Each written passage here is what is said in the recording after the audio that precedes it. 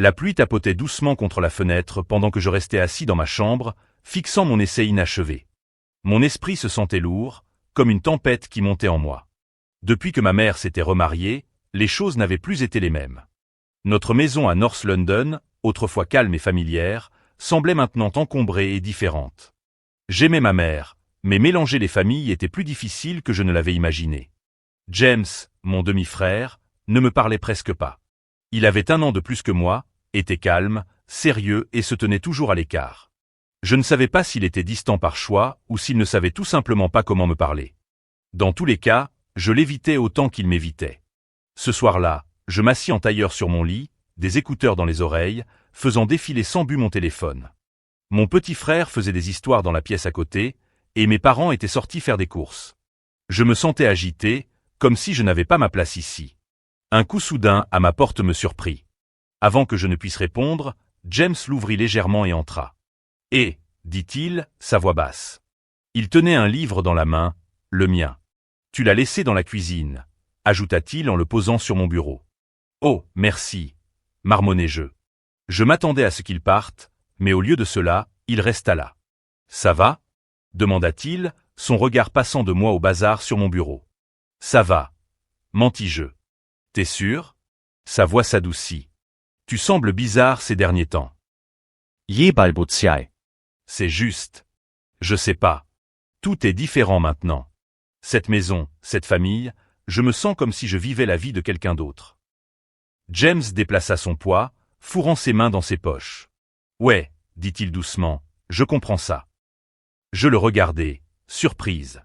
Je sais que c'est bizarre, continua-t-il. Ce n'est pas facile pour moi non plus. Il marqua une pause.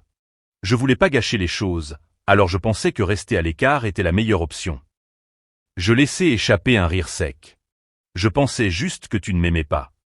Ses lèvres s'étirèrent en un petit sourire. T'es pas si mal. Pour la première fois, la tension entre nous ne semblait pas aussi lourde. Tu sais, dit James, c'est normal de se sentir perdu parfois. Ça veut pas dire que les choses ne peuvent pas s'améliorer. Je ne savais pas pourquoi, mais ces mots restèrent avec moi. Pour la première fois en semaine, je ne me sentais pas seul. Merci, dis-je doucement. Il acquiesça légèrement et se tourna pour partir. Juste avant de fermer la porte, il ajouta. Si jamais tu veux parler, tu sais où me trouver. Quand la porte se ferma, je ressentis une chaleur que je ne savais pas avoir besoin. Peut-être que cette histoire de famille n'était pas si impossible après tout. Le lendemain, tout semblait différent. Les mots de James résonnaient dans ma tête, et pour une fois, je ne me sentais pas aussi tendu quand je le vis au petit déjeuner. Il me fit un petit signe de tête, et je lui rendis. C'était quelque chose de simple, mais ça ressemblait à un progrès. Plus tard dans la soirée, je me retrouvais à nouveau dans ma chambre, cette fois à essayer de me concentrer sur mes notes. Les rires de mon petit frère résonnaient dans le couloir, suivis par le son familier de la voix de James. Il avait une manière de calmer mon frère, quelque chose que j'avais toujours admiré à distance. Quelques minutes plus tard, j'entendis des pas devant ma porte. Elle s'ouvrit légèrement et James se pencha à l'intérieur. « T'es occupé » ? « Pas vraiment, » répondis-je en fermant mon livre. Il entra en tenant une tasse de thé. Je pensais que ça pourrait intéresser. « Yesuris. » « Merci. » Il resta un instant, et cette fois, je lui fis signe de s'asseoir. Il hésita, puis se laissa tomber dans la chaise près de mon bureau. « Ça va » demandai-je. Il laissa échapper un soupir, tapotant ses doigts sur la coudoir. « Je sais pas. Je suppose que je me sens parfois comme si je forçais trop. » « Qu'est-ce que tu veux dire ?»« Je veux dire, ici, c'est comme si j'étais un peu dans la famille, mais pas vraiment. » Je connaissais bien ce sentiment. Ouais, c'est bizarre pour moi aussi. Un moment, ni lui ni moi ne parlions.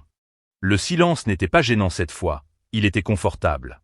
Je me souviens quand ma mère a épousé ton père, dit James doucement.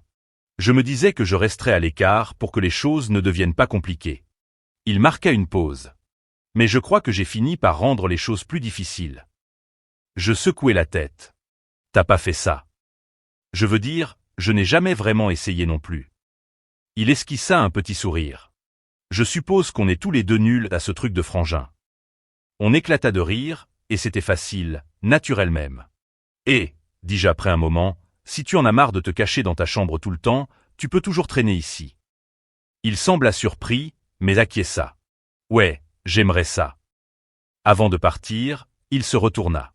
Et si jamais tu veux parler à quelqu'un, je suis là. Ces mots restèrent avec moi bien après son départ. Pour la première fois depuis le mariage de nos parents, je ne me sentais pas seul dans cette histoire. Le soir semblait exceptionnellement calme. Maman et papa étaient sortis dîner, nous laissant, James et moi, surveiller notre petit frère. J'étais recroquevillé sur le canapé avec un livre quand une toux forte résonna de l'étage. Je posai mon livre et me précipitai dans la chambre de mon frère. Il était assis droit dans son lit, le visage pâle et rouge, sa respiration rauque et ses yeux vitreux. « Ça va ?» demandai-je en posant ma main sur son front. Il était brûlant de fièvre. La panique m'envahit alors que je prenais mon téléphone pour appeler maman, mais l'appel ne passait pas. J'essayais de joindre papa, mais il n'y avait pas de signal. Mon cœur. Le cœur battait fort dans ma poitrine. Qu'est-ce qui se passe? La voix de James arriva derrière moi. C'est lui, je crois qu'il est vraiment malade, dis-je, la voix tremblante. James entra, calme malgré la tension. Il s'agenouilla près du lit et vérifia sa température. Il a de la fièvre, dit-il doucement. Il faut le refroidir. Je ne sais pas quoi faire, avouai-je. Je vais chercher des serviettes mouillées, dit James, déjà en train de descendre les escaliers. Quelques instants plus tard, il revint avec un chiffon humide et un verre d'eau. Tiens, dit-il en posant le chiffon sur le front de notre frère. Aide-moi à le redresser. Nous le soulevâmes doucement, et James l'incita à boire un peu d'eau. Sa voix était stable, patiente et rassurante. Ça va, mon pote, murmura James. Je suis là. Je m'assis à côté d'eux, me sentant inutile, mais reconnaissante que James sache quoi faire. La respiration de notre frère se calma, et bien que son visage fût toujours rougi, il semblait plus calme. James resta près de lui tout le temps. Toutes les quelques minutes, il ajustait le chiffon ou murmurait des mots réconfortants. Je n'arrêtais pas de l'observer, la façon dont il gérait tout, combien il était protecteur sans un soupçon de panique. « T'es doué pour ça, » dis-je doucement. James haussa les épaules. J'aidais maman quand elle était malade, je me suis juste débrouillé. Je réalisais alors à quel point je l'avais mal compris. Il n'était pas distant parce qu'il ne se souciait pas de nous. Il restait en retrait parce qu'il ne voulait pas empiéter. Notre frère finit par s'endormir, et James laissa échapper un long soupir. « Tu devrais aller te reposer, » dis-je doucement. James secoua la tête. « Je vais rester un peu plus longtemps. » Je ne répondis pas. À la place, je pris une couverture dans le placard et la déposai sur ses épaules. « Merci, » murmura-t-il. Pour la première fois, je me sentais comme si nous n'étions pas juste deux étrangers obligés de vivre sous le même toit. Nous étions une famille, et à cet instant, je savais que je pouvais lui faire confiance, pas seulement en tant que demi-frère, mais comme quelqu'un sur qui je pouvais vraiment compter. Le matin, la lumière du soleil traversait les fenêtres, et je me réveillais au son de murmures doux. Je traversai le couloir et trouvai James toujours assis près du lit de notre frère, la tête appuyée contre le mur, les yeux à moitié fermés. « Il va bien maintenant, » dit James calmement en me remarquant. « La fièvre est tombée il y a quelques heures. » Un soulagement m'envahit. « Tu devrais dormir un peu, » lui dis-je. Il m'essourit faiblement. « Ça va, je vais bien. » Plus tard dans l'après-midi, maman et papa rentrèrent à la maison. Ils s'inquiétèrent pour notre frère, louant James pour être resté calme et avoir pris les choses en main. Les yeux de maman brillaient de gratitude lorsqu'elle le serra dans ses bras. Pour la première fois, je réalisais combien James avait pris sur lui sans jamais demander de reconnaissance. Le soir, je le trouvai sur le porche arrière, sirotant tranquillement son thé. Je sortis, le rejoignant sans un mot. L'air était frais, et le ciel au-dessus était strié de douces teintes de rose et d'or. « Je ne sais pas comment tu as gardé ton calme la nuit dernière, » dis-je après un moment. James sourit faiblement. Je n'avais pas vraiment le choix. Tu n'avais pas à faire tout ça, dis-je, mais tu l'as fait, et je suis vraiment content que tu sois là. Il se tourna vers moi, l'expression pensive. Tu sais, je ne pensais pas jamais me sentir ici chez moi, avoua-t-il. Mais hier soir, je sais pas, quelque chose a changé. Je compris ce qu'il voulait dire. Pendant si longtemps, nous avions gardé nos distances, incertains de notre place dans cette nouvelle famille, mais à travers le chaos, nous avions trouvé quelque chose de solide, la confiance, peut-être même quelque chose de plus proche de l'amitié. Peut-être qu'on n'est pas si mauvais dans ce truc de famille après tout, dis-je en souriant. James rit doucement.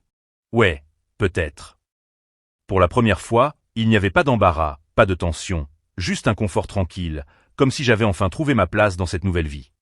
Et, dis-je avant de rentrer à l'intérieur, si jamais tu as besoin de parler à quelqu'un, tu sais où me trouver. Il sourit. Ouais, pareil pour moi. Et d'une manière ou d'une autre, cela me sembla suffisant.